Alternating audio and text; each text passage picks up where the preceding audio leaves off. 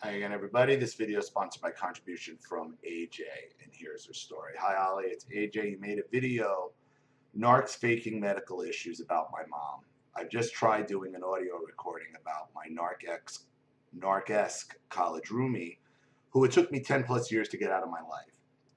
Whenever she runs into mutual friends of ours, she still asks about me. I recently visited a mutual friend in New York City, and this girl started trying to convince me to get back in touch with old Narc Buddy. I am so glad old Narc Buddy is out of my life, and the audio is a testament to that. Sent a small contribution on PayPal.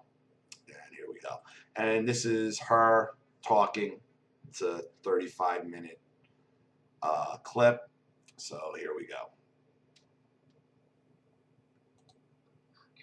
Okay, hey Ollie, hey everyone who's listening. I am going to try to make a short video. This is my second attempt at just talking, and Ollie, you can break in and add your brilliant commentary whenever you feel so inspired.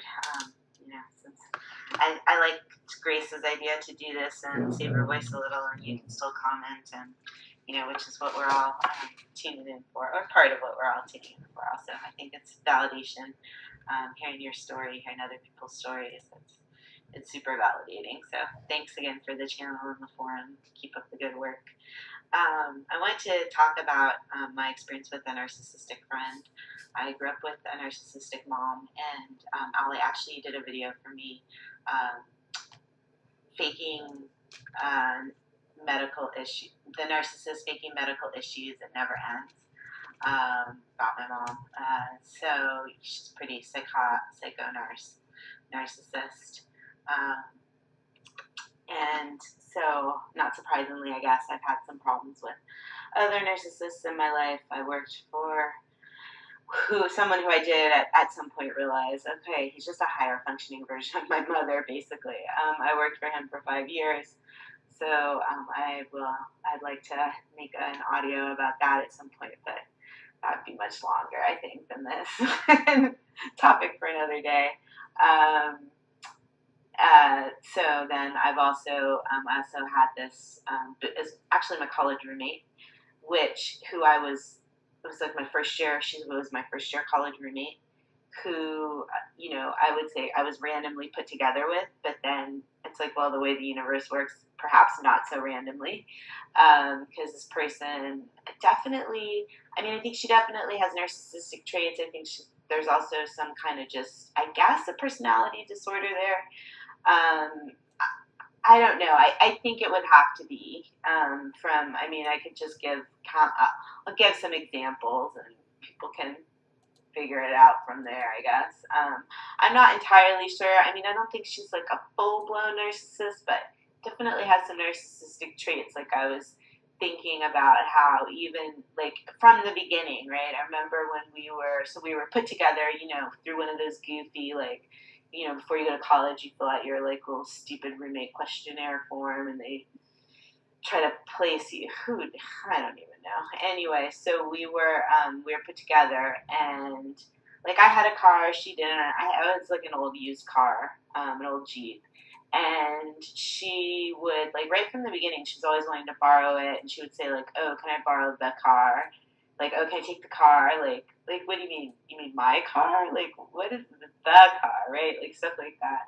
I would have, like, change and, like, there's kind of, like, it's a Jeep, so, like, the kind of in front of the dashboard, there was, like, a little open area where you could put change or whatever. And so she would be, like, Yeah, the narcissist, and I've made videos about this, that the narcissist automatically starts laying claim to your things. Whether you first meet them, they automatically you're in a living situation, whatever. They've laid claims to your things. Doesn't work both ways. I'm sure we're going to hear about though. I'm sure if you needed something from her, that was hers. In there, getting out all like the quarters. So she could like get something at the store or whatever, like at the corner, like if we're driving around and stopped at like the village pantry or whatever.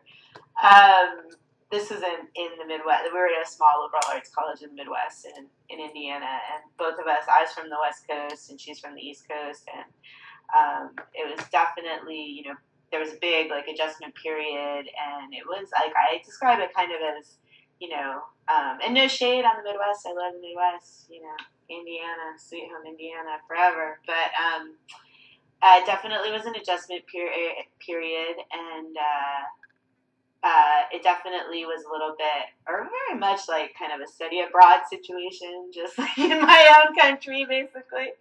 But it's a part of the country, you know, each part of the country is unique and very different, right? I mean, West Coast and Midwest, and even West Coast and East Coast, very different. The South, a whole other thing. Anyway, so I think because she and I, you know, we're both kind of going through an adjustment period, and you know, we're not from that area. You know, there were, and it just, the college was small. It was a lot of kind of, it wasn't a flashy school. It was a lot of kind of earnest, hardworking kids. You know, who's, you know, the most happening place on campus, I kid you not, was the library. Like everyone went to study at the library at night. I mean, yeah, it was its own thing. So, but yeah, kind of right from the beginning, there were red flags with her. But I didn't know about narcissism. You know, you know, whatever. I was 18. I didn't know anything. That's why I was in college, right? So I had actually, you know, things like, she was one of those ones who, you know, as soon as she got a boyfriend, you never saw her, which I didn't even really realize until I was a junior and she was a senior. When we were put together, I was a first year and she was a transfer student. And so she was always she was ahead of me, right? She graduated a year before me and everything. So when she was a senior and I was a junior, we lived in the same campus house together with like 10 other kids. And she started dating a guy in the house, this little twerpy guy. And then it was like I never saw her. It was like I ceased to exist. That was just super ridiculous. But and in remembering that, it reminded me of the fact that when I was a first.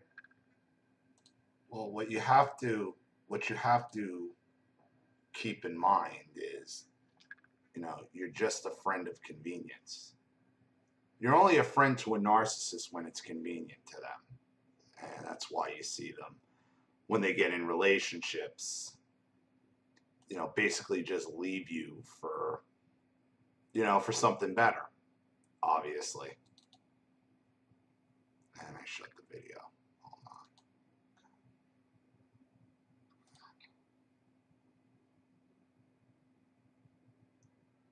Even really realized until I was a junior and she was a senior. When we were put together, I was a first year and she was a transfer student. And so she was always she was ahead of me, right? She graduated a year before me and everything. So when she was a senior and I was a junior, we lived in the same campus house together with like 10 other kids. And she started dating a guy in the house, this little twerpy guy. And then it was like I never saw her. It was like I ceased to exist. That was just super ridiculous. But and in remembering that, it reminded me of the fact that when I was a first year, our first year there, when she was transfer and I was a first year, she had this super old boyfriend. Like, I was 18, she was 19, and this guy was like 35 or 33. For the age we were at the time, he wasn't just like a little bit older, he was a lot older. And he would like show up in town on the weekends and take her to like, we called them no-tell motels, like, you know, in the town. And that was actually great for me because then I had the room to myself. So that was kind of awesome. And, you know, whatever. I didn't, you know, we weren't very good friends at that point. It was like right at the beginning of the year. And he didn't keep coming for long, but maybe for the first part of the year. So it was nice. You know, I wasn't really looking at it and it's like, oh, this is a chick who's just like all about dudes or whatever. Or as Ollie, as you would say, all about dick, but she totally was.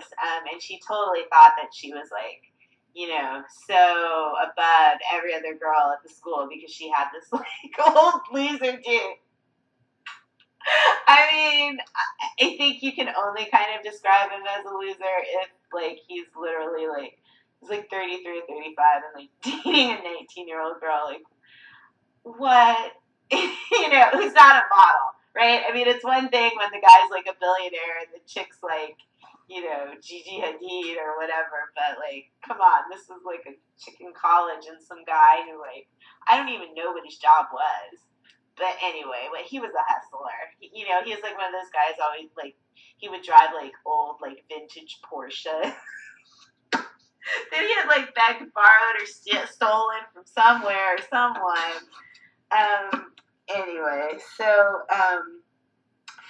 yeah, there were, lots of kind of bullshit incidents in college that actually would come back.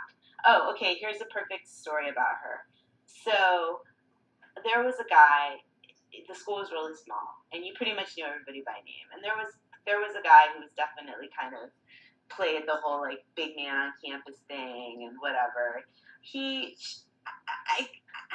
I don't know. He had a big personality and he projected, and I mean it was a small stage, so it didn't take much, right? And so of course she was totally like infatuated with this character.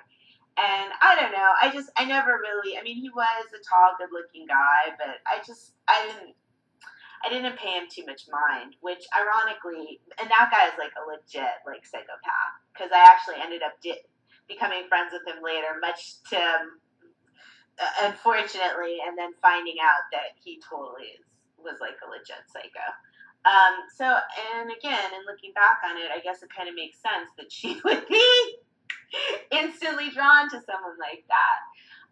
But that was her mistake, I guess, in the sense that she was very like obvious about the fact that she was interested in him and found him attractive or whatever. Which then, of course, for him, like, then he wasn't interested at all. I think because she was so like obvious about it, right?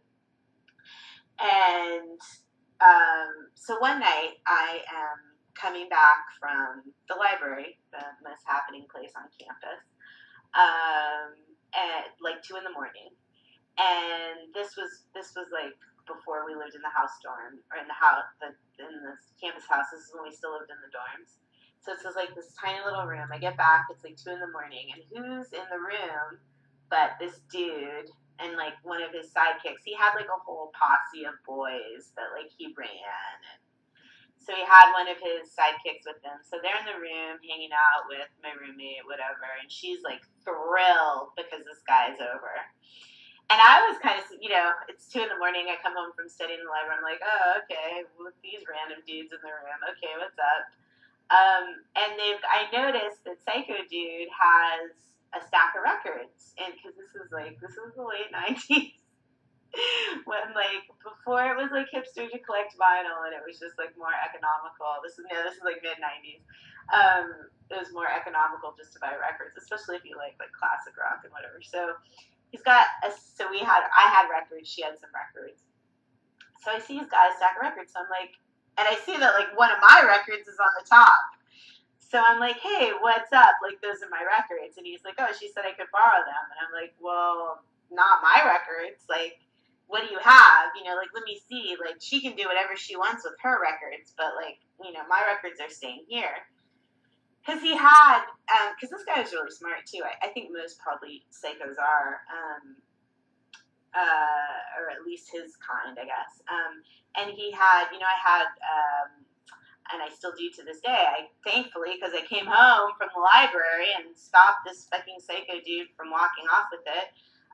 But Velvet Underground, the Yellow Banana, Andy Warhol, original pressing, like, with part of this Yellow Banana sticker intact and the whole thing. Last time I saw it, it was in a record store for sale. It was for like $400. I bought it for like $20 in 1992 or whatever.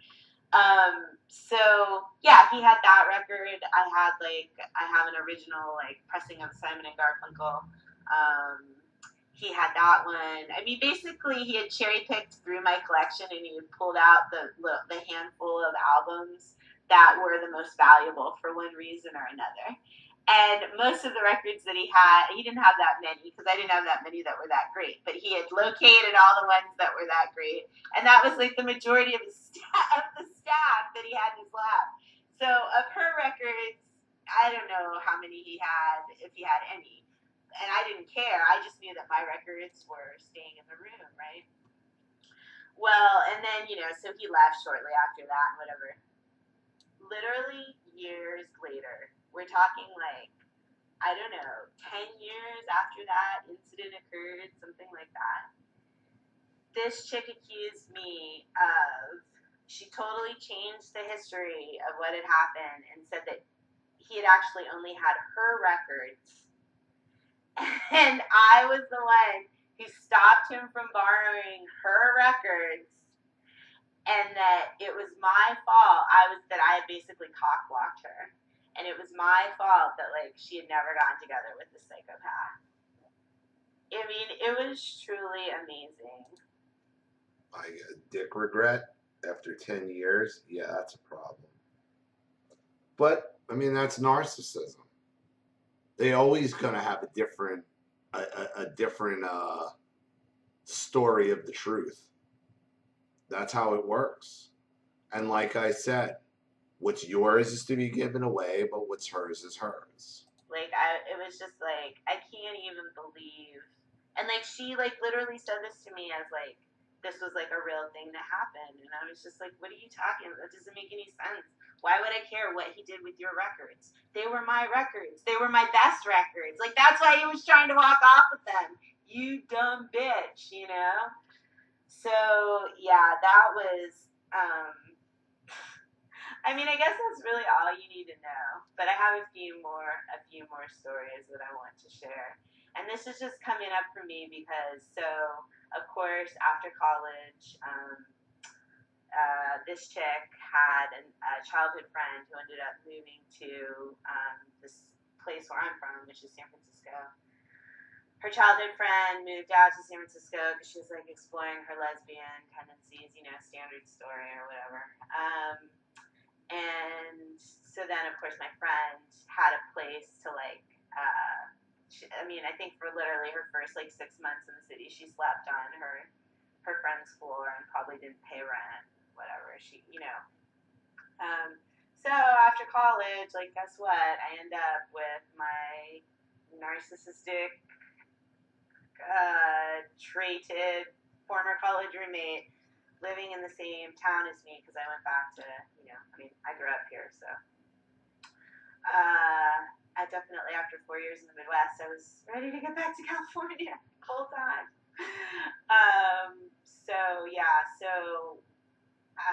Whereas I probably, had she gone to any other place in the country, I doubt we would have continued being friends. I did try to like kind of minimize contact with her. Like it was, she graduated a year before me, so it was easy in terms of the first year that she was here in the city. Like I was still in school, so but then after I graduated and moved back, I did try to like not see her very much, but of course like it just there was a whole group of people from our college who had moved out here, and at that time in your life, no one has kids, no one you're just out of college, and everybody's kind of moves off to their, some people go to New York, some people go to SF. I guess it depends on the college you go to, but at our school it was kind of like people split out between like New York, SF, and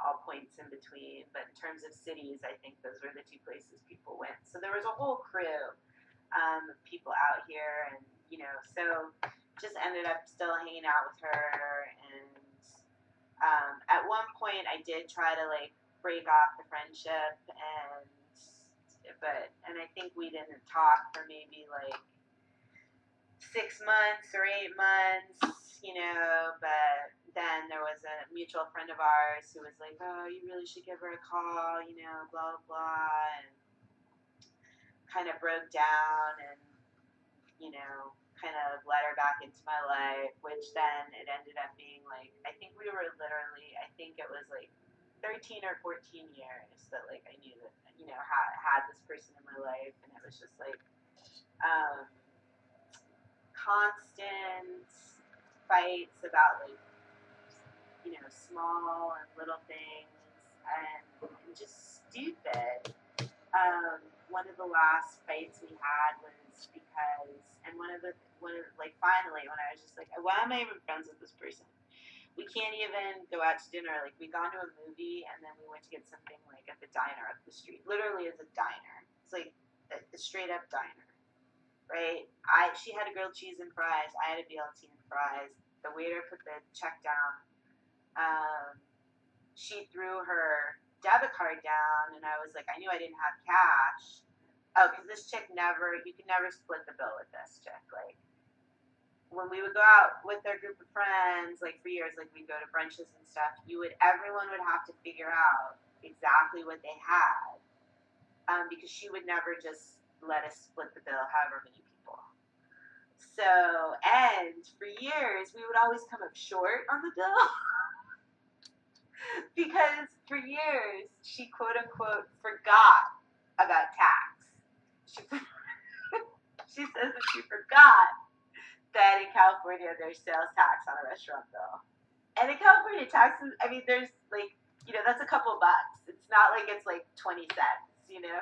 So yeah, we would always come up a little bit short because what she would do is she would just basically put down what she thought, and she was one of those ones who would like never order a drink, or she wouldn't order a drink but she'd want to drink yours, and like she had a variety of tactics, right? And then so when the bill would come, she would just throw down whatever in her mind she thought she should pay, and she would go outside to smoke. And for years we'd always come up like $1 or $2 short because she never put in any money for tax.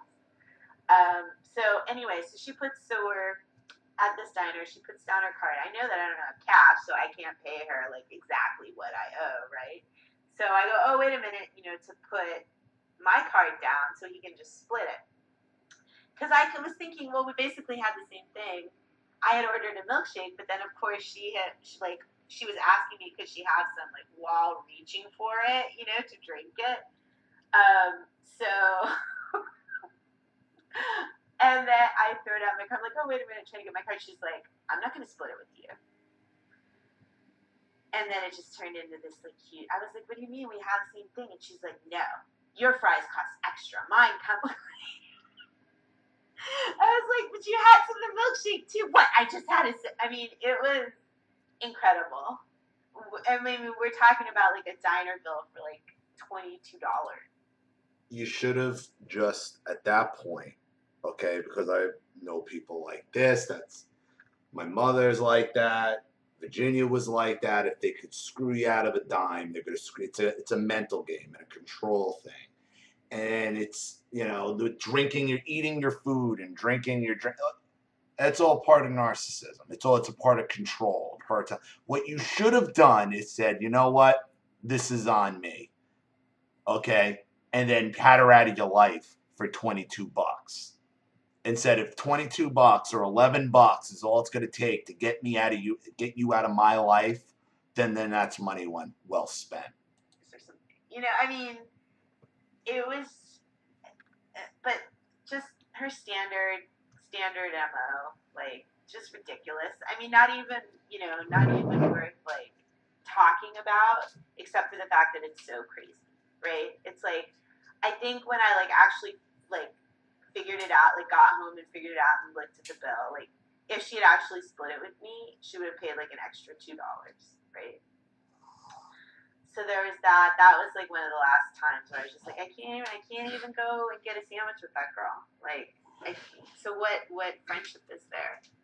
I remember like when we first like, she was always like, not surprisingly, I guess, she like for a long time was doing odd jobs and just kind of working part-time. She had gotten into a place that had like really cheap rent, and she was just kind of playing that whole game of kind of living hand to mouth, so she didn't have to work a lot and stuff. And I was more on like I had a career plan, was trying to make things happen for myself or whatever. I remember at one point she was complaining about, she was doing gardening, she was doing a whole bunch of things, I guess it's like a contractor, and she was complaining about how much taxes she had to pay. And so I said, well, why don't you make a contribution to your 401k or your IRA, like open an IRA, and, that's, you can put that money towards your retirement instead of having to pay in taxes. She was like, what?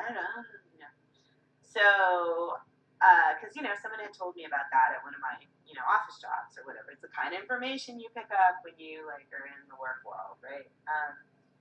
So I told her that I was literally the person who told her about IRAs, and that it's a way to, instead of paying, you can fund it up to the whatever it is, it's $2,500, and then you can take that off. That's money you don't have, that you can deduct that off your taxes or whatever. So, and I bring this up because it while she was arguing with me about the restaurant bill, and I'm not splitting it with you because your fries cost extra and mine were included in all of this, because I was in grad school I was just finishing grad school at the time. She was like, yeah, you were finishing grad school, your unemployment ran up, and now, you don't have money. I'm not going to buy your dinner. It's not my fault. You don't know how to manage your money. Like, that's literally what this, I'm sorry to say, but dumb bitch said to me years later in an argument about splitting a $22 restaurant bill, when I was the one who told her about individual retirement accounts. I don't know how to manage my money, and I'm the one who told your dumbass about IRAs. And you're going to sit here and try to insult me on some bullshit because you can't split a restaurant bill where we basically got the same thing except, oh, excuse me. That's what the narcissist does. Look, how many stories have you heard of, you're talking about a specific issue and then something comes up from decades ago? That's what the narcissist does in order to win the argument, to scare you. They don't even realize you're the one. She don't even realize you're the one who told her at that moment in time. She don't even realize it. She's just throwing it out there, hoping it sticks. My fries were an extra $2. So, yeah. Where's one? Oh, so she's come up recently. Miraculously, even though San Francisco is super small, I don't run into her, which is awesome. But I was recently visiting some friends in New York, and one of our old friends, who actually was a roommate with this girl, who now lives in New York, I saw her, and she was the same friend actually who back in the day kind of got us back together. And she tried to do the same thing, and I was just like, no, I don't want to hear it. I don't want to be friends with her. Like, I wish her the best. But I don't want her in my life. Like, I don't want her energy in my life. There was another thing that came up, and I guess this isn't surprising either, considering I mentioned already the old boyfriend, the old ass 30s loser boyfriend when she was 19. Again, like maybe a year or two before the whole like restaurant meltdown incident, she was doing an internship at a company that does lighting for like rock shows, because that's her thing. She's a lighting person. And so she got this old like hippie dude. He used to do lights for the dead or whatever, has his own company and whatever. His big claim to fame is that, he did lights for the dead. Okay, fabulous.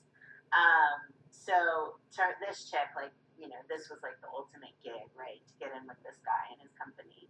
So she got in as an intern, and didn't take long for her to start having an affair with the guy, the owner of the company. This like guy who used to do lights for the dead. So you can imagine how old this guy is. It's like, I guess at this point we were in our 30s, and she's 2 years older than me. She was like, whatever. We were in our early 30s. This guy was in his 50s, something like that, inching towards 60s. And he was married.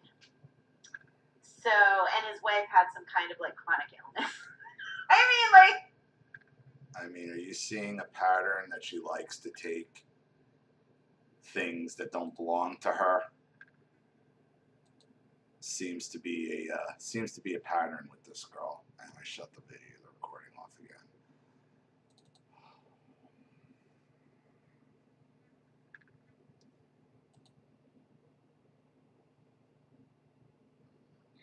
Okay, hey. Here's the last. I have two more. So, also maybe a year or two before the whole restaurant incident, maybe 3. Yeah, because that happened in like the end of 2007. I was mugged. I was like, this guy just got me on the street. I thought, we have a lot of homeless people in San Francisco who look cracked out. I thought that's what he was. It was 3 in the morning. I made the mistake of having the cab drop me off, like not right in front of my door, but because the street's one way, but on the side street. I mean, where he dropped me off, I could see the door, but I didn't notice who I thought was this homeless guy kind of lurking behind the tree. And I just thought it was a cracked out homeless person. I just kept walking. Next thing I know, this guy's grabbed me by the back of my hair, and we're struggling. I'm screaming. He's got me pinned up against the garage door, and then, because he had hit me, he grabbed my hair, and then I felt something hit me, and it wasn't until I got turned around and he's got me up against the garage door. I see he's got a gun, and he's pointing a fucking gun in my face, going, "Shut the fuck up," right? So I'm like, okay. He just wanted my purse and my cell phone or whatever, but still, I had a gun in my face, like. At one point, like months later,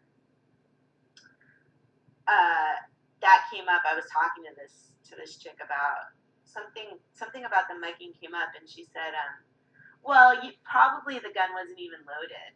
You don't even know that the gun was loaded. Yeah. Yeah, anything to minimize anything bad, because that would be something that would give you attention and sympathy, and she wasn't going to have it. I hope you realize most people don't get robbed in front of their apartments, in front of their homes. There's homeless people. I mean, even I live in the ghetto. I don't even call it the ghetto, but I live in the hood, and it's not like that. San Francisco is flat out dangerous. They're out there. It's flat out dangerous. And you had a gun held to your face and you're still living there? And in front of your house? That's crazy. But it doesn't matter. As far as she's concerned, they're always looking to minimize whatever bad thing they want to minimize it. It's like they want to minimize your accomplishments. They want to minimize anything bad that happens, because it's always got to be about them. Like, what the fuck? Can you even imagine? I can't even imagine. Like, somebody's telling me, like, talking about getting mugged, having a gun in their face. It's 3 in the morning. The guy's got you backed up against the garage door, and the gun is literally in your face. And the response is, well, how do you know the gun was even loaded? I don't know, but I didn't want to find out, right? Unbelievable. Well, to be fair to her, being from the New York area, that is a question we will ask. Like, how do you know the gun was loaded? I mean, we are a little ballsier out here, but it's still a shitty question to be asked. And so, yeah, is it, like, obviously, like, there's tons of these stories with this chick, like, I didn't need any justification, or I don't need justification for not being friends with her anymore, but it's just come up because, well, I don't run into her. I have a friend who ran into her a couple months ago, and of course she asked the friend, oh, what's going on? So-and-so, right? And then I was just visiting another friend in New York, and she's like, oh, I know she misses you, blah, blah, blah. Yeah, whatever. She starts telling me, because the friend in New York was actually roommates with this chick here in the city. And in San Francisco, there's this whole thing. You know, we have rent control. Basically, once you move into an apartment, the manager can't, or the building owner can only raise the rent as long as the building's built before 1980. Then it's under rent control, and so that means that when you move in, every year subsequently, they can only raise the rent 3%. Right. So what people do is, I mean, I know it, right? They have it in New York. They still have it to a certain extent, but let me tell you what rent control does. It decreases housing and it decreases homelessness problems. So you got these rich people who are paying $200-300 a month in a rent controlled place that are probably worth a couple grand, driving up the property of everything else around, pricing out everything. It's rent control is not a good thing. It is not a good thing because you get exactly what you got in San Francisco and what New York used to be, and it's basically turning back into. if they're crazy, I call it being a master tenant. You get into an apartment or a flat that you really like, right? And you just dig in. You just stay. You just basically become like the last man standing. Like other roommates cycle in, they cycle out. You know, because usually this starts in your 20s, right? And there are those people who just like they never move on. Like they just they just stay and eventually everyone who was on the original lease is gone, but they're still there, and then they start renting out the other apartments. But because the rent's only gone up 3% every year relative to market rate, the total rent isn't that much for what, especially when we get in, like right now we're in a boom time. So that is basically, surprise, surprise, what this chick was doing. Everyone else had moved out of the apartment. She was the last man standing. She's the master tenant. And she was renting. She had something with like a school, like a study abroad program, where there was like people coming, students coming from abroad, for 3 months or 6 months or whatever. She'd be cycling them in and out, getting like top dollar for the room, getting current market rate for the room, but paying a rent that was, from many years ago, basically, not in line with the current market rate. The flip side of this, everyone, it seems like a good deal from the outside or whatever, but the trick is that, or on the other side of it, what happens in the flat or the apartment is that no renovations or nothing's done until the tenant moves out. Obviously if something like major breaks or whatever, they have to fix it. But in terms of paint, carpet, general upkeep, like nothing happens. So these like apartments and these flats end up becoming like these weird kind of like time sealed, just decrepit, basically. But hey, it's really cheap rent. And then for the person who's the master tenant, they can rent out the other rooms and charge, either basically pay no rent or even like make money off of the place, right? It's possible. It's definitely happened. So that was a situation that this chick was doing most recently. But then, of course, the owner of the property died. The kids take over the estate. They figure out what's going on, and they, were successful in getting my friend out, or my old, not my friend, but my ex narcissistic pal, getting her to move along. And it was funny because our mutual friend in New York was, she had gotten sucked into the drama because she had been on the original lease. And when she'd moved out of the apartment, she had requested her name to be taken off of it. And I guess that was when ex-narcissistic's friend's name was supposed to go on to it, but there was a little bit of confusion if that had ever really happened, and then the owners of the property were using that as a way to get her out, blah, blah, blah, blah, blah. But so, of course, like our friend in New York got pulled into it or whatever. So that's how she got the whole scoop of it. And she's telling me, oh, well, she had a really hard time and they moved in someone in the flat above who harassed her and basically assaulted her. And I was just like, you know what? Like, you telling me this is only reinforcing how much I do not need this person in my life. And how happy I am that, like, I was not friends with her, like, while all of that was going on. Because it's like, who wants to hear about that? Who wants to hear about any of that? It's like, and that's what somebody like that never seems to understand in terms of like, what you put out is what you get back. So if you want to play some crazy master tenant game and like hustle, like make a profit off of someone else's real estate property, well then don't be so surprised when like it comes back on you and they move some psycho upstairs above you to get you out. Like it's just like cause and effect. But like somebody like that is never gonna own up to cause and effect, right? So anyway, this has gone on long enough. I just want to thank everybody for listening. I just want to get that out, and I hope that anybody who hears this will feel empowered to get the narcissistic friends out of their lives, or if you've got narcissistic friends out of your life and they're trying to creep back in, to stay strong and keep them out, because it's not worth it, and it's not worth the energy and the vibe and everything. And that's it. Thanks a lot.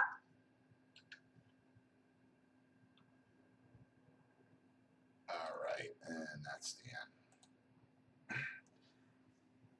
So basically, you have a narcissist here who has no respect for boundaries, has no respect for property, has no respect for space, has no respect for your emotions, will screw you out of a dime at every turn, screw anybody else out of a dime at every turn, and never wants to accept consequences for any of their actions which they have caused.